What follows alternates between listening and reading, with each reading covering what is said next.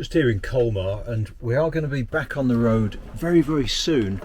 Just bear with me because I've got a few little tasks I've got to perform first. Oh, we're 2 weeks in, and I've found one of the shortcomings of the way that I made the drawers for the kitchen units.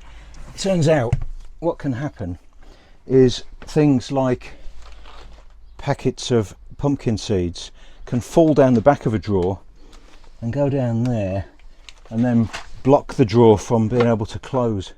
So this morning I've dismantled the drawer from the runners, recovered the rogue pack of pumpkin seeds, and now I'm going to put the drawer back together again.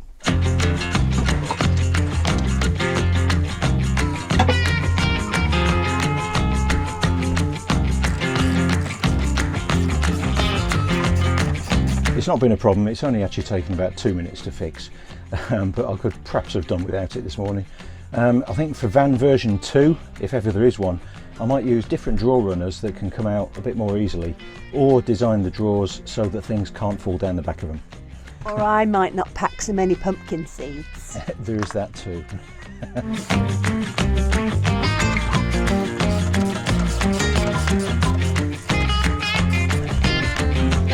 Right, there we are. Drawer goes back in again. Job's a good one.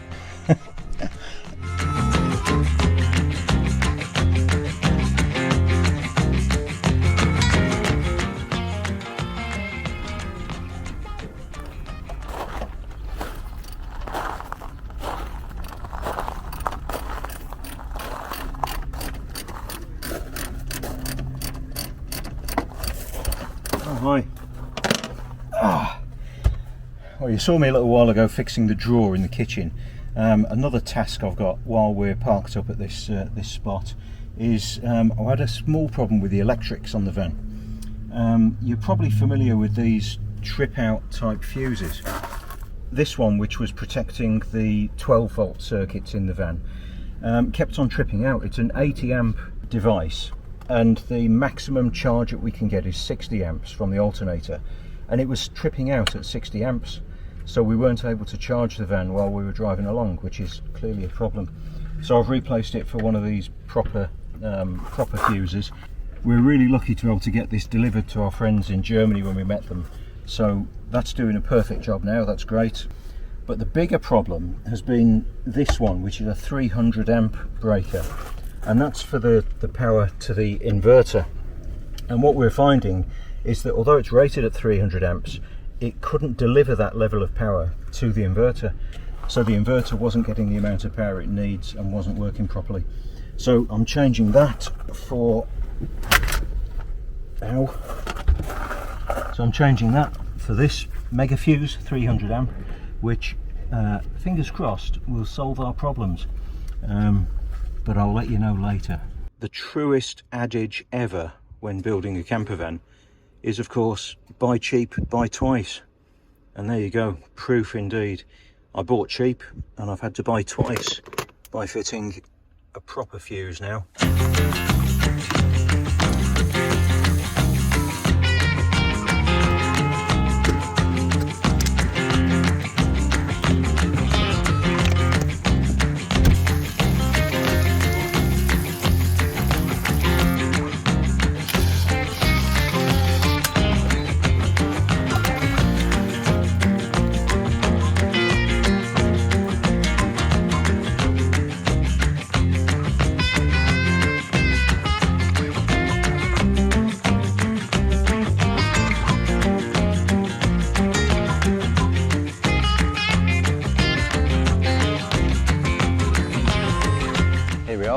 Hello.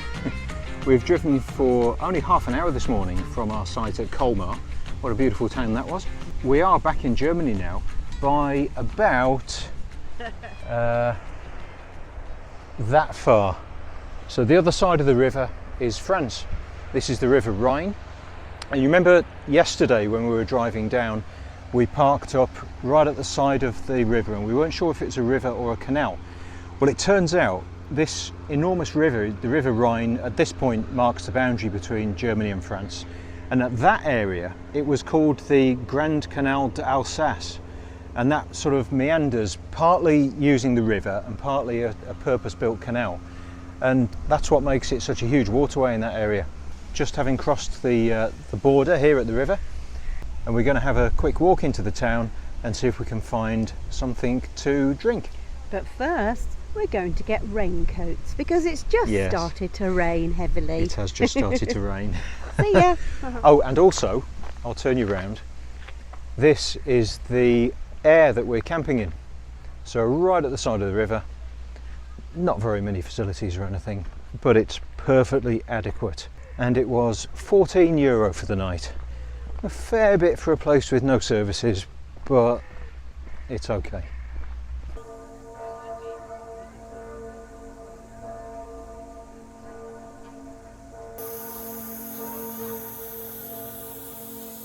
Now we're eating ice cream.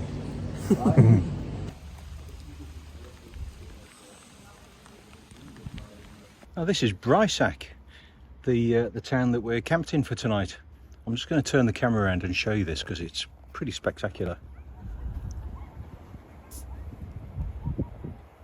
Now, down here, you see the vans parked there. That is where our vans parked, in that car park this evening. Over here is the mountain range, which is in Alsace, that region of France. Over here, the mountains that you can see are the Black Forest in southwestern Germany, and that's where we're headed tomorrow. Now, one thing we need to talk about, which is quite a serious incident that happened. We were just sat in a very nice bar having a beer, and Sarah had an attack.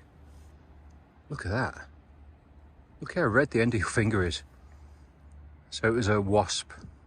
A wasp sting.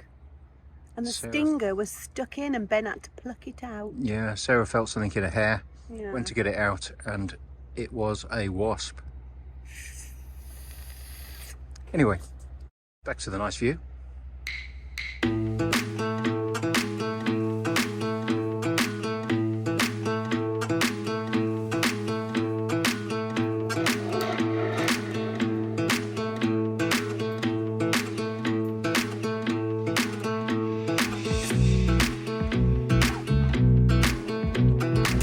Well then, on this morning's drive you find us currently somewhere in Germany's Black Forest. We left Breisach this morning after doing the old toilet administration and stuff like that.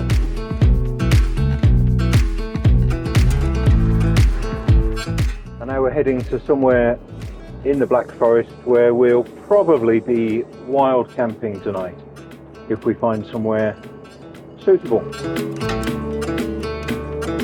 What did you think of Breisach?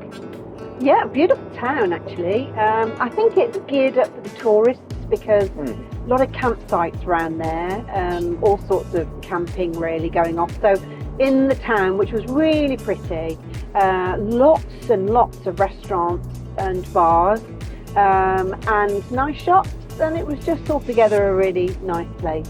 Yeah. To be honest, and and we were able to walk up to the church right at the top of the town, and we had some fantastic views. So hopefully we'll be able to show you those.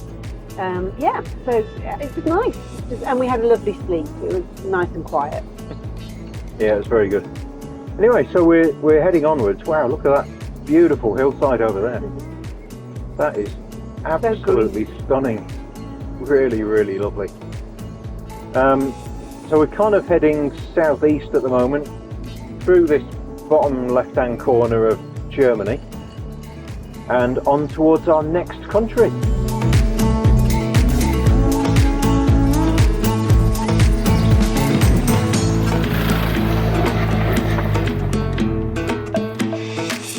What a view that is, to stop for a little cup of coffee.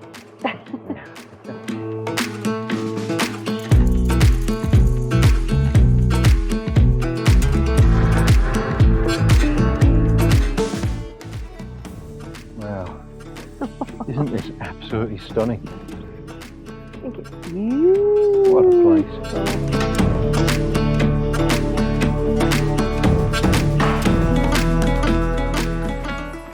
afternoon's hike. We're in the German area of the Black Forest, and we've come to visit a little waterfall. Well, it might be quite big. Yeah, let's hope. We can certainly hear. We can hear it. Lots of water flowing.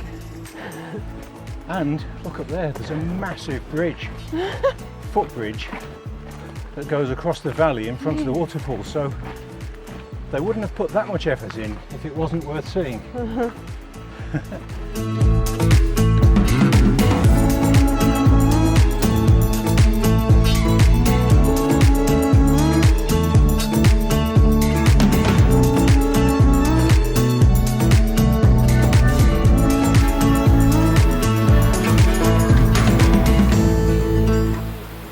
That's it then, Todnow Waterfall. Quite spectacular.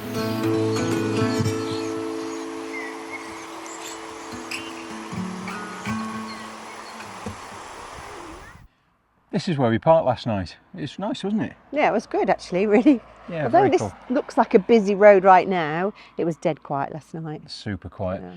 And we had this huge car park to ourselves, obviously free of charge because it's just a car park outside of the road, up here in the Black Forest. And let's walk across the road, we'll show you what the view is over here. Look at that.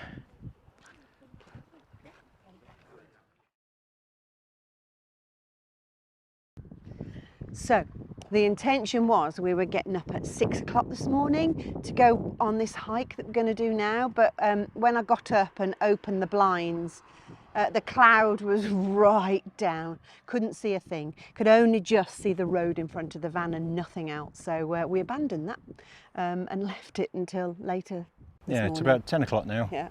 And we're off on our way. And it is quite fresh, isn't it? It is a little bit, yeah. The breeze, and I think maybe about 15 degrees. Yeah. Okay. Where we are here, the altitude is about 1,200 metres, I think.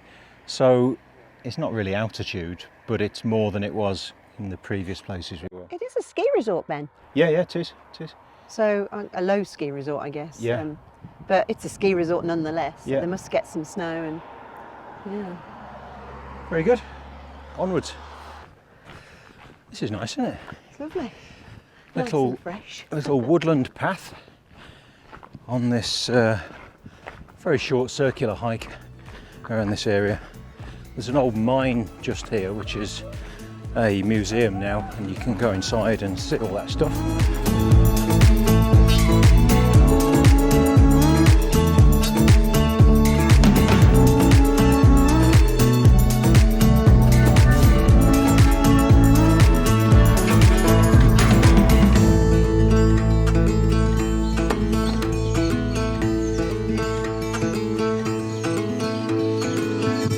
In April 1936, a teacher from a school in South London brought a group of 27 of his pupils on a hiking holiday in this region.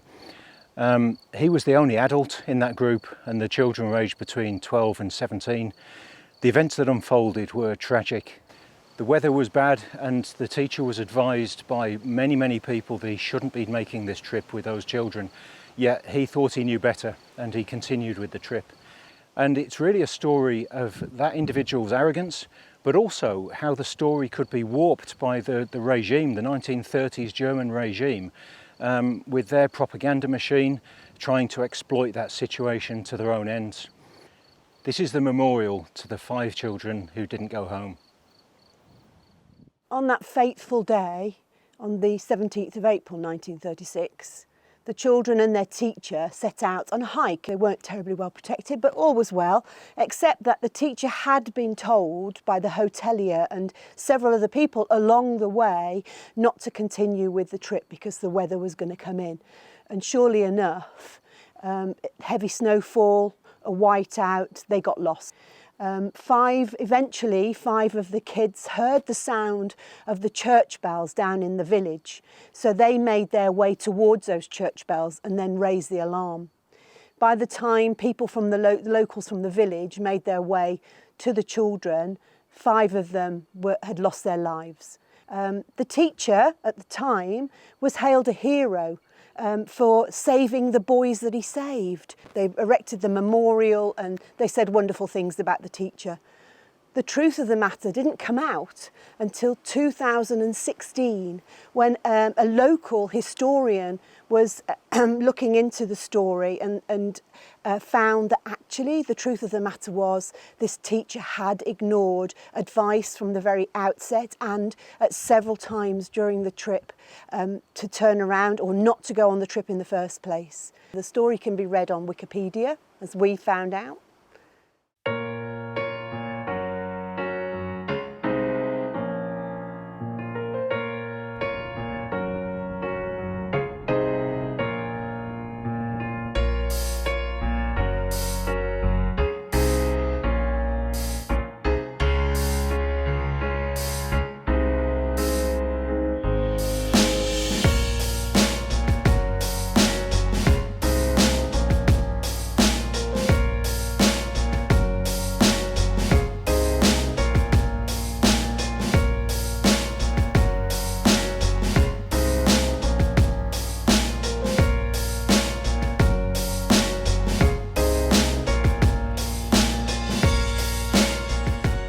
We've found the cow poo path. Now this is our park up for last night. You see the stunning views out over the Black Forest over there. But there's something through here that I really want to show you. Through these trees at the back of the car park, it's not very far. I'll take you through here. And now, just look at that.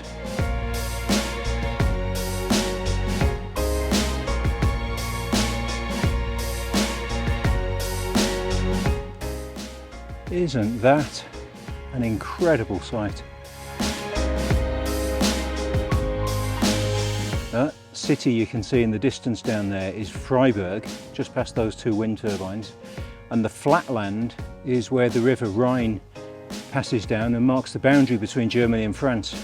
So the mountains you can see in the distance are in France and in the Alsace region. So this place where we're parked is the top of a ridge with a big drop either side of it, and it marks the start of the Black Forest. Absolutely stunning.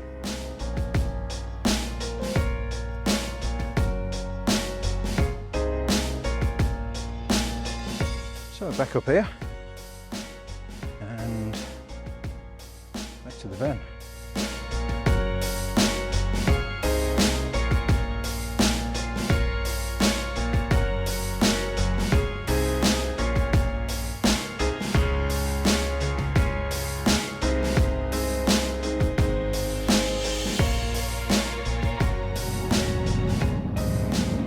Move that bike. No. He was committed though.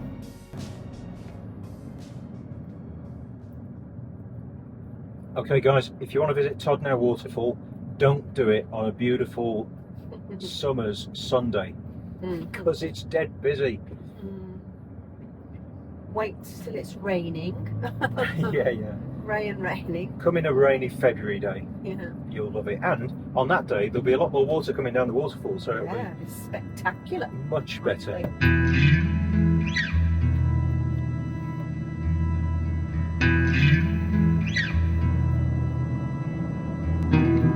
But Sarah, there's one big problem with Germany. What? We're going to have to make a 3-hour special edition video just to show all the unbelievable scenery we've seen down here. It's absolutely stunning, isn't it? It is absolutely stunning. It's just one thing after another. It just keeps giving. The Yep. gift that keeps on giving. It really does. Really lovely. What a stunning place.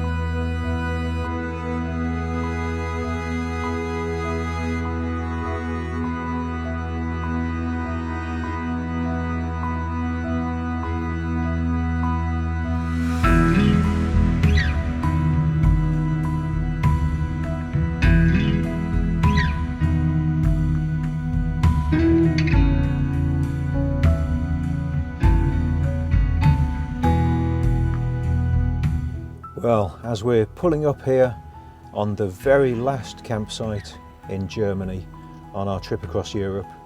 We're just getting ready to cook our steak and chips and reflect on the last 2 weeks journey that's taken us all the way through France, Belgium, Luxembourg, Germany, and a bit more France and back into Germany. Please don't forget to like and subscribe, and join us next time when we continue our tour through Europe.